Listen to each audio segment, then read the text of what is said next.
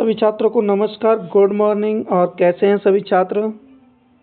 आप लोगों के एग्ज़ाम बहुत अच्छे जा रहे होंगे और आज आप लोगों के लिए लेकर आए हैं वेरी इम्पोर्टेंट ऑब्जेक्टिव क्वेश्चन पशुपालन के लिए। इसमें से कुछ भी बाहर जाने के चांसेस नहीं है, चिंता न करें। आपके 30 नंबर 28 नंबर की जो ओटियाँ आएंगी वो बिल्कुल कंप्लीट हैं, तो ध्यान से पढ़ते रहें। तो आप शुरू करते हैं। सही विकल्प क्वेश्चन है आपके, जो 4 मार्च के एग्ज़ाम में आने वाले हैं। 1 ग्राम वसा में कितनी कैलोरी ऊष्मा प्राप्त होती है? 1 ग्राम वसा में कितनी कैलोरी ऊष्मा प्राप्त होती है? तो 1 ग्राम वसा में कितनी कैलोरी ऊर्जा प्राप्त होती है? 9.3 कैलोरी ऊर्जा प्राप्त होती है। Question number 1। नेक्स्ट है, पशुओं को प्रतिदिन कितना नमक देना चाहिए? तो पशुओं को प्रतिदिन 50 से 100 ग्राम नमक देना चाहिए। नेक्स्ट है, प्रौढ़ पशुओं के शरीर में लगभग कितने प्रतिशत वसा होती है? तो प्रौढ़ पशुओं के शरीर में लगभग जो वसा होती है वो 20% होती है। नेक्स्ट क्वेश्चन है में नमी प्रतिशत होती है, यानी कि है में कितने प्रतिशत नमी होती है? तो है में 10% नमी होनी चाहिए। नेक्स्ट क्वेश्चन देखिएगा, मछली का चूरा किसका अच्छा स्रोत है? मछली का जो चूरा है वो किसका अच्छा स्रोत है? तो ये क्वेश्चन थोड़ा यहाँ पर गलत हो गया है। नेक्स्ट क्वेश्चन देखेंगे हम। नेक्स्ट क्वेश्चन की ओर बढ़ते हैं। पशु प्लेग बीमारी का कारक है? तो पशु प्लेग बीमारी जो है वो विषाणु के द्वारा फैलती है। पशुओं में पशु प्लेग बीमारी विषाणु के द्वारा फैलती है। नेक्स्ट क्वेश्चन है, पशुओं में खुरपका मुंहपका बीमारी का कारक क्या है? यानी कि पशुओं में जो खुरपका मुंहपका बीमारी होती है वो किस कारण होती है? किस जीवाणु, विषाणु या परजीवी किसके कारण होती है? तो ये आपकी पशुओं में खुरपका मुंहपका बीमारी का जो रोग है वो विषाणु के कारण होता है। बेटा, किसके कारण होता है? विषाणु के कारण होता है। इनमें से एक भी ओटी आपकी बाहर जाने वाली नहीं है। नेक्स्ट क्वेश्चन है, लंगड़ी रोग की मृत्यु दर कितनी है? यानी कि लंगड़ी रोग में मृत्यु दर कितनी होती है? तो 95% लंगड़ी रोग में पशुओं की मृत्यु हो जाती है। नेक्स्ट क्वेश्चन देखेंगे, बैसिलस एंथ्रेसिस रोग कारक है। बैसिलस एंथ्रेसिस रोग कारक एंथ्रेक्स का रोग कारक है। किसका है? एंथ्रेक्स का। नेक्स्ट क्वेश्चन देखें, जब सूजन वाली जगह को रगड़ा जाता है तो चटचटा की आवाज़ आती है, यह किस बीमारी का लक्षण है? यानी कि जब सूजन वाली जगह होती है, यदि उसको रगड़ा जाता है तो उसमें से चटचटाहट की आवाज़ आती है, तो ये किस बीमारी का लक्षण होता है? तो ये जो बीमारी का लक्षण है ये लंगड़ी रोग में होता है। किस रोग में होता है बेटा? लंगड़ी रोग में होता है। बढ़ते हैं नेक्स्ट क्वेश्चन की ओर। देखिएगा, नेक्स्ट क्वेश्चन है हमारा, स्ट्रिप्ट कब परीक्षण किया जाता है? तो स्ट्रिप्ट कब परीक्षण किस रोग में किया जाता है? लंगड़ी रोग में किया जाता है, गलघोंटू में किया जाता है, थनैला में किया जाता है, एंथ्रेक्स। तो ये स्ट्रिप्ट का परीक्षण थनैला रोग में किया जाता है। नेक्स्ट क्वेश्चन देखेंगे, IVRI स्थित है। IVRI आपका कहाँ पर स्थित है? इज्जत नगर में स्थित है। पशुओं की जांच करने का उद्देश्य है, यानी पशुओं की जांच करने का उद्देश्य क्या है, क्यों की जाती है? पशुओं की उम्र ज्ञात करना, पशुओं के स्वास्थ्य की जानकारी प्राप्त करना, पशु की वृद्धि के लिए आहार नियत करना या उपयुक्त सभी। तो ये सभी होगा बेटा। पशुओं की जांच करने का उद्देश्य क्या होगा?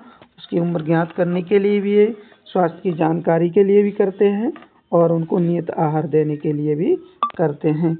गाय की औसत आयु कितनी होती है? बेटा, गाय की औसत आयु 28 वर्ष होती है। बढ़ते हैं नेक्स्ट क्वेश्चन की ओर। नेक्स्ट क्वेश्चन है बेटा मेरा, हाइपोफाइजेशन तकनीक संबंधित है, यानी कि हाइपोफाइजेशन तकनीक किससे संबंधित है? मछली से संबंधित है। किससे संबंधित है? मछली से संबंधित है। नेक्स्ट क्वेश्चन है, कतला मछली है, कतला मछली क्या है? भांकुर है। ठीक है। सौ कहते हैं, सौ किसे कहते हैं बेटा? सौ कहते हैं मादा शूकर को। किसको कहते हैं? मादा शूकर को। नेक्स्ट क्वेश्चन है, कौन सा प्रांत शूकर पालन में सबसे आगे है? तो उत्तर प्रदेश शूकर पालन में सबसे आगे है। गरीब की गाय कहते हैं, गरीब की गाय, बकरी को गरीब की गाय कहा जाता है, क्योंकि एक गाय के खर्चे पर 5 से 6 बकरियां पाली जा सकती हैं, इसलिए बकरी को गरीब की गाय कहा जाता है। बढ़ते हैं नेक्स्ट क्वेश्चन की ओर। नेक्स्ट क्वेश्चन है, बकरी की नस्लों में सबसे बड़ी नस्ल है, तो बकरी की नस्लों में सबसे बड़ी नस्ल कौन सी है बेटा? जमुनापारी बकरी है। केंद्रीय बकरी अनुसंधान संस्थान स्थित है, तो केंद्रीय बकरी अनुसंधान संस्थान कहाँ पर स्थित है? केंद्रीय बकरी अनुसंधान संस्थान उत्तर प्रदेश में स्थित है। कहाँ पर स्थित है? उत्तर प्रदेश में। नेक्स्ट क्वेश्चन है, विदेशी नस्ल की भेड़ है, तो विदेशी नस्ल की भेड़ कौन सी है बेटा? मैरिनो जो नस्ल है वो विदेशी नस्ल है। घी में पानी की प्रतिशत मात्रा कितनी होती है? तो घी में पानी की प्रतिशत मात्रा जो होती है वो 0.5% होती है। क्रीम सेपरेटर किस सिद्धांत पर कार्य करता है? तो क्रीम सेपरेटर जो मशीन होती है वो आपका अपकेंद्रीय बल पर कार्य करता है, यानी क्रीम को निकालने वाली जो मशीन होती है वो अपकेंद्रीय बल पर कार्य करती है। नेक्स्ट क्वेश्चन बढ़ते हैं नेक्स्ट क्वेश्चन की ओर। नेक्स्ट क्वेश्चन है आपका, कुल्फी में वसा की मात्रा पाई जाती है, कुल्फी में वसा की मात्रा कितनी पाई जाती है? 11% पाई जाती है। कुल्फी में 11% मात्रा वसा की पाई जाती है। दुग्ध चूर्ण संघमंडल में कितने सदस्य होते हैं? तो दुग्ध संघमंडल में आपके 13 सदस्य होते हैं। कितने होते हैं? 13 सदस्य होते हैं। सॉरी, ऊपर एक रह गया है। दुग्ध चूर्ण में अधिकतम नमी उपस्थित होती है, तो दुग्ध चूर्ण में अधिकतम नमी 5% होती है। नेक्स्ट क्वेश्चन की ओर बढ़ते हैं। राष्ट्रीय सहकारिता विकास निगम की स्थापना किस वर्ष में की गई है? तो राष्ट्रीय सहकारिता विकास निगम की स्थापना आपकी 1972 में की गई है बेटा। मुर्गी के अंडे का औसत भार कितना होता है? तो मुर्गी के अंडे का औसत भार 57 ग्राम यानी कि 57 ग्राम होता है। नेक्स्ट क्वेश्चन की ओर बढ़ते हैं। आपका नेक्स्ट क्वेश्चन है, इनमें से एक भी ओटी आपकी बाहर जाने वाली नहीं है, बड़े ध्यान से पढ़ लीजिएगा, इनसे कुछ भी बाहर जाने वाला नहीं है। देखिएगा, मुर्गी फार्म में प्रति मुर्गी स्थानीय तो होना चाहिए, तो मुर्गी फार्म में प्रति मुर्गी के लिए स्थान 4 फीट स्क्वायर होना चाहिए। कितना होना चाहिए? 4 फीट स्क्वायर होना चाहिए। मुर्गियों के खाने को पात्र को हम क्या कहते हैं? मुर्गियों के खाने के पात्र को हम फीडर कहते हैं। डीप लिटर प्रणाली संबंधित है, डीप लिटर प्रणाली किससे संबंधित है? डीप लिटर प्रणाली आपकी जो संबंधित है वो आपकी मुर्गी पालन से है। किससे संबंधित है? मुर्गी पालन से संबंधित है। मुर्गी के लिए प्रोटीन का सबसे उत्तम स्रोत कौन सा है? तो मुर्गी के लिए प्रोटीन का सबसे उत्तम स्रोत जो है वो मछली का चूर्ण है, यानी मछली का चूर्ण है। मुर्गियों में जीवाणुओं द्वारा फैलने वाले रोग कौन सा है? तो मुर्गियों में जो जीवाणुओं द्वारा रोग फैलता है वो कौन सा है? तो मुर्गियों में जो जीवाणुओं द्वारा रोग फैलता है वो प्लोरम रोग है। प्लोरम बीमारी जो है मुर्गियों में जीवाणुओं के द्वारा फैलती है। बढ़ते हैं नेक्स्ट क्वेश्चन की ओर। देखिएगा, नेक्स्ट क्वेश्चन है हमारा, कॉक्सीडियोसिस किस कारण फैलती है? तो कॉक्सीडियोसिस जो बीमारी है वो किस कारण से फैलती है बेटा? प्रोटोजोआ के द्वारा कॉक्सीडियोसिस बीमारी फैलती है। बढ़ते हैं नेक्स्ट क्वेश्चन की ओर। अब हमारे स्टार्ट होते हैं रिक्त स्थान। इन रिक्त स्थानों में से कोई भी रिक्त स्थान आपका बाहर जाने वाला नहीं है। आपकी इन कोटियों में से 28 नंबर पक्के होने वाले हैं। बढ़ते हैं नेक्स्ट क्वेश्चन की ओर। देखते हैं फीताकृमि एक परजीवी है, तो फीताकृमि जो है वो एक कैसा परजीवी है बेटा? फीताकृमि एक अंतः परजीवी है। कैसा परजीवी है? अंतः परजीवी है। ठीक है, नेक्स्ट क्वेश्चन की ओर बढ़ते हैं। कैसा परजीवी है? अंतः परजीवी है। तो नेक्स्ट क्वेश्चन की ओर बढ़ते हैं। नेक्स्ट क्वेश्चन देखिएगा, बर्ड फ्लू भारत में ... कब आया, यानी किस वर्ष में देखा गया? तो बर्ड फ्लू भारत में 2006 में देखा गया था बेटा। कब देखा गया? 2006 में बर्ड फ्लू देखा गया था। बर्ड फ्लू जो बीमारी है वो कब देखी गई भारत में? 2006 में देखी गई थी। बढ़ते हैं नेक्स्ट क्वेश्चन की ओर। नेक्स्ट क्वेश्चन है आपका पुलोरम रोग फैलती है, यानी पुलोरम रोग किसके द्वारा फैलता है? तो ये पुलोरम रोग जो है आपका साल्मोनेला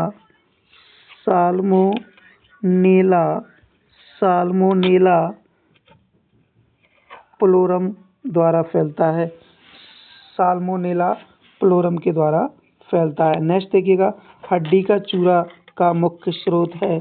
हड्डी का चूरा फास्फोरस का मुख्य स्रोत होता है। किसका होता है बेटा?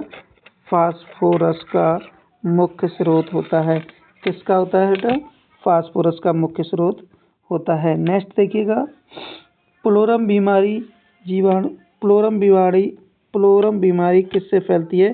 तो पुलोरम बीमारी जीवाणु से फैलती है। किससे फैलती है बेटा? जीवाणु से फैलती है। देखिए नेक्स्ट पढ़ते हैं नेक्स्ट क्वेश्चन की ओर। नेक्स्ट क्वेश्चन देखिएगा, आपका जो नेक्स्ट क्वेश्चन है वो है 6वां क्वेश्चन है, मुर्गी के अंडे से चूजा कितने दिन में निकलता है? तो मुर्गी के अंडे से चूजा आपका कितने दिन में निकलता है? 20 से 21 दिन में निकलता है। नेक्स्ट क्वेश्चन देखिए, ताज़ा अंडा पानी में डालने पर क्या हो जाता है? ताज़ा अंडा पानी में डालने पर डूब जाता है। क्या हो जाता है? ताज़ा अंडा पानी में डालने पर बेटा डूब जाता है। नेक्स्ट क्वेश्चन देखिएगा, NDDB का पूरा नाम क्या है? NDDB का पूरा नाम क्या है? तो NDDB का पूरा नाम है नेशनल पूरा क्या नाम है? National dairy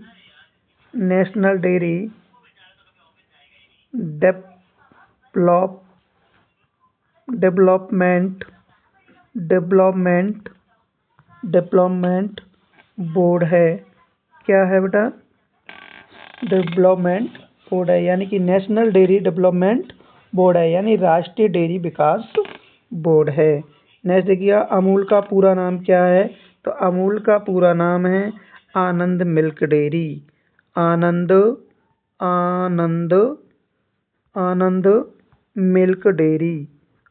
milk dairy. क्या नाम है पूरा? आनंद मिल्क डेयरी है। नेक्स्ट क्वेश्चन देखिए, दूध को प्रशीतन करने के लिए कितने डिग्री सेल्सियस से कम ताप की आवश्यकता होती है? तो 4 डिग्री सेल्सियस से कम ताप की आवश्यकता होती है। कुल्फी एक दुग्ध उत्पाद है। कैसा दुग्ध उत्पाद है बेटा?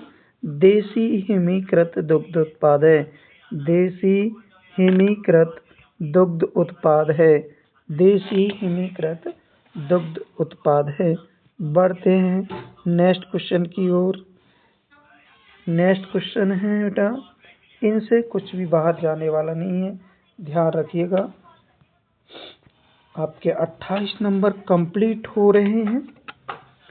जिलेटिन को आइसक्रीम के रूप में मिलाया जाता है, यानी जिलेटिन को आइसक्रीम में किसके रूप में मिलाया जाता है? तो स्थायी कारक के रूप में मिलाया जाता है बेटा। किसके रूप में मिलाया जाता है? स्थायी कारक के रूप में मिलाया जाता है। नेक्स्ट क्वेश्चन देखिए, भोजन के साथ दही लेने से क्या शीघ्र पच जाता है? तो भोजन के साथ दही लेने से भोजन शीघ्र पच जाता है। क्या पच जाता है बेटा? भोजन शीघ्र पच जाता है। नेक्स्ट क्वेश्चन है, पान तथा तुलसी की पत्ती की सहायता से किसका नवीकरण करते हैं? पान तथा तुलसी की पत्ती की सहायता से बेटा घी का नवीनीकरण करते हैं। क्या करते हैं? घी का नवीनीकरण करते हैं। नेक्स्ट क्वेश्चन देखिएगा, घी में प्रतिशत मात्रा होती है, घी में वसा की जो प्रतिशत मात्रा है वो कितनी होती है? 9.5% होती है। कितनी होती है? 9.5% होती है। 9.5% होती है। कितनी होती है बेटा? 9.5% होती है। नेक्स्ट क्वेश्चन देखिएगा, सबसे लंबे कान वाली भेड़ की नस्ल का नाम है, यानी सबसे लंबे कान वाली भेड़ की नस्ल कौन सी है? जिसके लंबे कान होते हैं, तो कौन सी है बेटा? लोहू। लोहू कौन सी है बेटा? लोहू है। मैरनो नस्ल का मूल स्थान क्या है? तो मैरनो नस्ल का मूल स्थान है स्पेन। क्या है मैरनो नस्ल का मूल स्थान बेटा? स्पेन है। भेड़ का गर्भकाल कितने दिन का होता है? तो भेड़ का गर्भकाल जो बेटा 150 दिन का होता है, 150 दिन का होता है। बकरी के दूध में वसा कितनी होती है? तो बकरी के दूध में 4.5% वसा होती है। कितनी होती है बेटा? 4.5% वसा होती है। बढ़ते हैं नेक्स्ट क्वेश्चन की ओर, देखते हैं। नेक्स्ट क्वेश्चन है हमारा, पश्मीना बकरी यानी पश्मीना किस बकरी से प्राप्त होता है? तो पश्मीना जो है कश्मीरी बकरी से प्राप्त होता है बेटा। किससे प्राप्त होता है? कश्मीरी बकरी से प्राप्त होता है। पश्मीना कश्मीरी बकरी से प्राप्त होता है। पढ़ते नेक्स्ट क्वेश्चन की ओर, बर्बरी बकरी का गर्भकाल कितने दिन का होता है? तो बर्बरी बकरी का गर्भकाल जो है 146 डे का होता है। बर्बरी बकरी का गर्भकाल 146 दिन का होता है। बढ़ते हैं नेक्स्ट क्वेश्चन की ओर, मादा सूकर का गर्भकाल कितने दिन का होता है? मादा सूकर का गर्भकाल 114 दिन का होता है बेटा। नेक्स्ट क्वेश्चन देखिए, स्वाइन फीवर किससे फैलने वाला रोग है? स्वाइन फीवर वायरस के द्वारा फैलने वाला रोग है। किसके द्वारा फैलने वाला रोग है? वायरस के द्वारा फैलने वाला रोग है। बढ़ते हैं नेक्स्ट क्वेश्चन की ओर बेटा। देखिएगा नेक्स्ट क्वेश्चन है हमारा, मांगुर किसकी नस्ल है? तो मांगुर हमारी जो है ये मछली की नस्ल है। किसकी नस्ल है? मछली की नस्ल है। नेक्स्ट क्वेश्चन देखिएगा बेटा, सांड को काबू में रखने के लिए नाक में किसका छल्ला बनाया जाता है? तो सांड को काबू रखने के लिए नाक में तांबे का छल्ला पहनाया जाता है। किसका बेटा? तांबे का छल्ला पहनाया जाता है। बढ़ते हैं नेक्स्ट क्वेश्चन की ओर, निर्णायक को पशु की नस्ल के किस में पूर्ण जानकारी होना चाहिए? तो नस्ल के संबंध में क्या होनी चाहिए? संबंध में पूर्ण जानकारी होना चाहिए। बढ़ते हैं नेक्स्ट क्वेश्चन की ओर, भैंस में गलघोटू रोग का रोगजनक है। तो भैंस में गलघोटू रोग का रोगजनक क्या है? पास्चुरेला। क्या है बेटा? पास्चुरेला।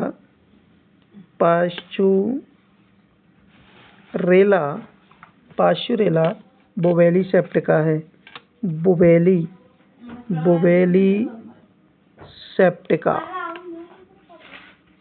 सेप्टिका है। ठीक है बेटा। बढ़ते हैं नेक्स्ट क्वेश्चन की ओर, थनैला रोग फैलता है। थनैला रोग जीवाणुओं द्वारा फैलता है। किसके द्वारा फैलता है? जीवाणु द्वारा। बढ़ते हैं नेक्स्ट क्वेश्चन की ओर, देखते हैं। नेक्स्ट क्वेश्चन है हमारा, विष ज्वर का रोगजनक है। विष ज्वर का रोगजनक है, तो विष ज्वर का रोगजनक हमारा कौन सा है? बैसिलस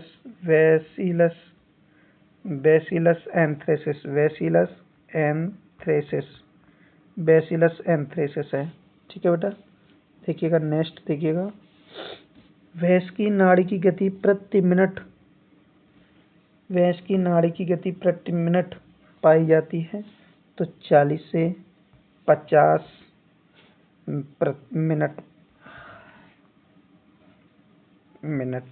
ठीक है, नेक्स्ट क्वेश्चन है, बढ़ते हैं नेक्स्ट क्वेश्चन की ओर। नर पशुओं को बधिया करने के लिए, ये है, खुरपका मुंहपका रोग प्रकट होने की अवधि कितने दिन की होती है?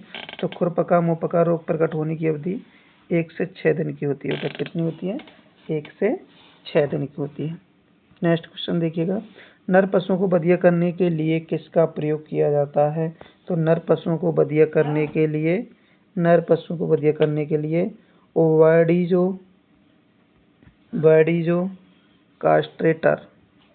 कास्ट्रेटर का प्रयोग किया जाता है।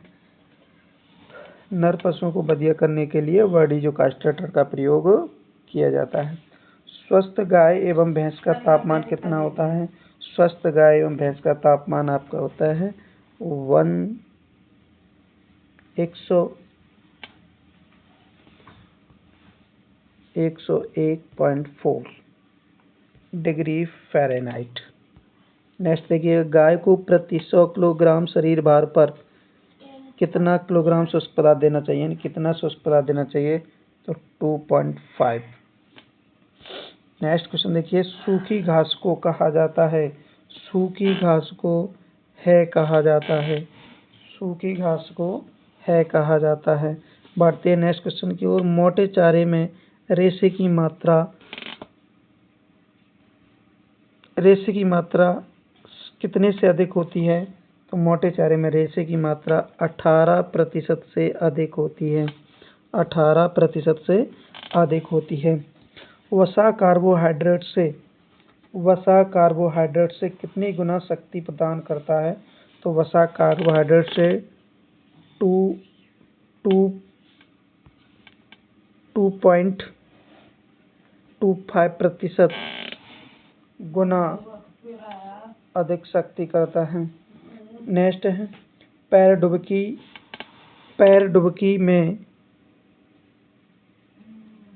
डुबकी में किसका 1% घोल भर देते हैं?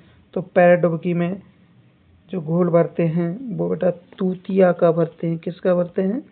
तूतिया का भरते हैं।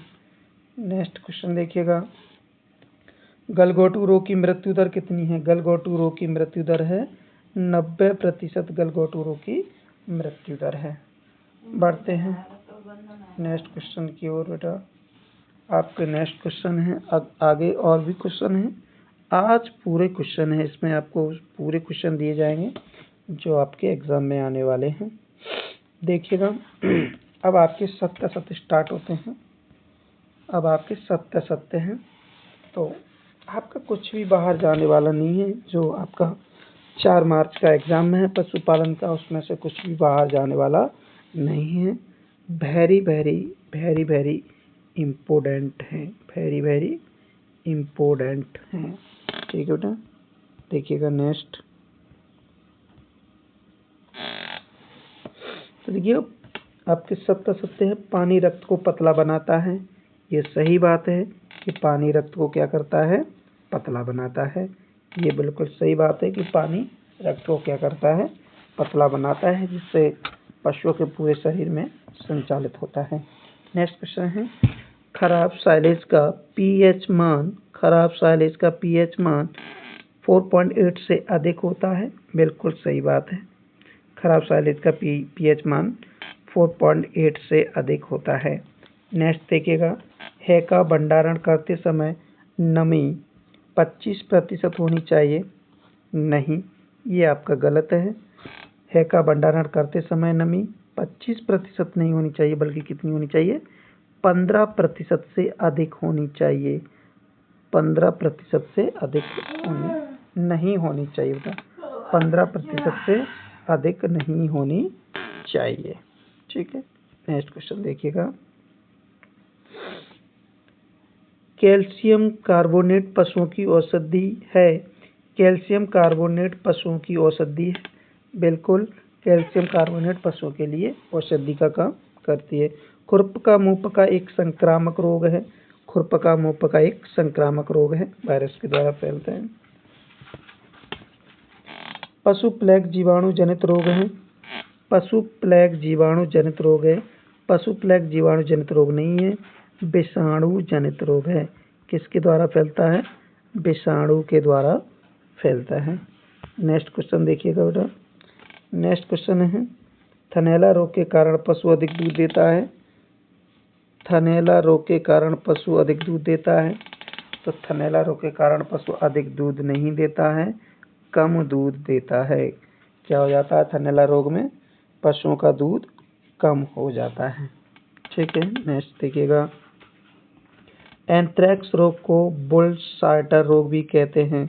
एंथ्रेक्स रोग को बुल साल्टर रोग भी कहते हैं, बिल्कुल सही बात है। लंगड़ी रोग का इंक्यूबेशन पीरियड 2 से 5 दिन का होता है। लंगड़ी रोग का इंक्यूबेशन पीरियड 2 से 5 दिन का होता है, नहीं, गलत है। नेक्स्ट देखिएगा। पश्मीना कश्मीरी बकरी से प्राप्त होता है। पश्मीना कश्मीरी बकरी से प्राप्त होता है, ये आपका सत्य है। एक भेड़ औसतन 680 ग्राम ऊन देती है, बिल्कुल आपका ये सत्य है।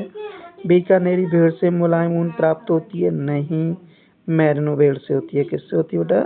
मैरिनो भेड़ से होती है। ठीक है, बढ़ते हैं नेक्स्ट क्वेश्चन की ओर।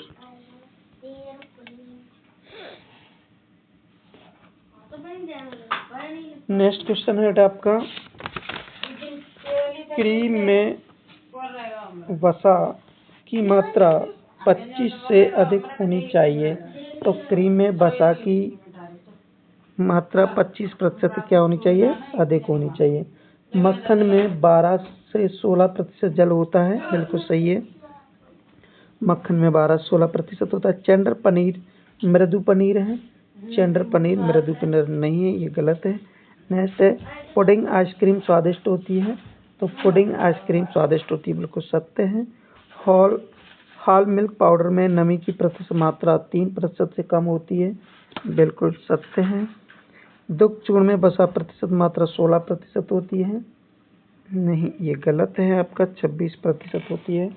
वसा ऊर्जा का एक संग्रहित स्रोत है, बिल्कुल सही है, ये भी आपका सत्य है। राष्ट्रीय सहकारिता विकास निगम की स्थापना 1960 में हुई थी, ये गलत है आपका, 1960 में नहीं हुई थी, ये 1972 में हुई थी। 1972 में हुई थी। दुग्ध संघ का ढांचा त्रिस्तरीय संगठन है, तो ये त्रिस्तरीय संगठन होता है। इनक्यूबेटर का तापमान 100 डिग्री सेल्सियस होता है, ये आपका गलत है, असत्य है।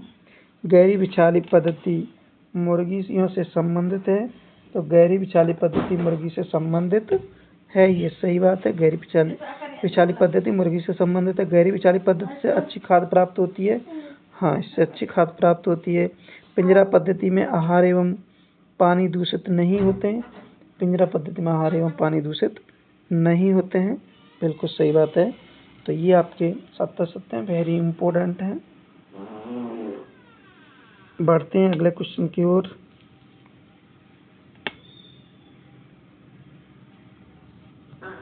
नेक्स्ट क्वेश्चन है आपका, हड्डी का चूरा कैल्शियम का अच्छा स्रोत है। तो हड्डी का चूरा कैल्शियम का अच्छा स्रोत नहीं है, यह सत्य है। वाटुलिज्म रोग विषाणु द्वारा फैलता है। वाटुलिज्म रोग विषाणु द्वारा नहीं फैलता, तो यह सत्य है। फाउल पॉक्स रोग में प्रायः प्रतिजैविक का प्रयोग करते हैं, हाँ, ये सत्य है आपका। अगला है, फ्लोरम बीमारी उन जगह ज़्यादा फैलती है जहाँ सघन मुर्गी पालन होता है, ये सघन मुर्गी पालन होता है, ये गलत है, असत्य है। नेक्स्ट देखिएगा, नीली कलंगी एक बाह्य परजीवी रोग है, नहीं, ये बाह्य परजीवी रोग नहीं है, सत्य है। गोल कृमि एक बाह्य परजीवी है, ये भी असत्य है। कॉक्सीडियोसिस रोग के कारण मुर्गियां ज़्यादा अंडे देती हैं। कॉक्सीडियोसिस के कारण मुर्गियां ज़्यादा अंडे देती हैं? नहीं, ये भी असत्य है। किलनी बुखार बाह्य परजीवियों द्वारा फूलने वाला रोग है, तो ये आपका सत्य है। रानीखेत बीमारी को न्यूकेसल्स के नाम से भी जाना जाता है, बिल्कुल ये सत्य है।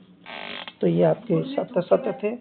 ये सत्य हैं आपके, जितने भी आपके ये सत्य हैं इनमें से कुछ भी बाहर जाने वाला नहीं है। तो आप एक बार कंप्लीट याद कर लीजिएगा, बिल्कुल रट लीजिएगा इनको। अब बढ़ते हैं हम अगले क्वेश्चन की ओर। तो आपके अब स्टार्ट होते हैं एक वाक्य में उत्तर। तो एक वाक्य में उत्तर आपके स्टार्ट होने वाले हैं, देखिएगा।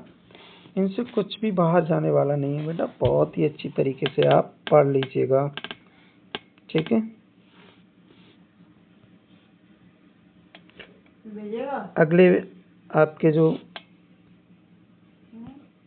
एक वाक्य में उत्तर हैं, ये आपके अगले वीडियो में आपको मिलने वाले हैं, नेक्स्ट वीडियो में, ठीक है बेटा। ओके, धन्यवाद। पढ़ते रहिएगा, शेयर कर दीजिएगा। ओके।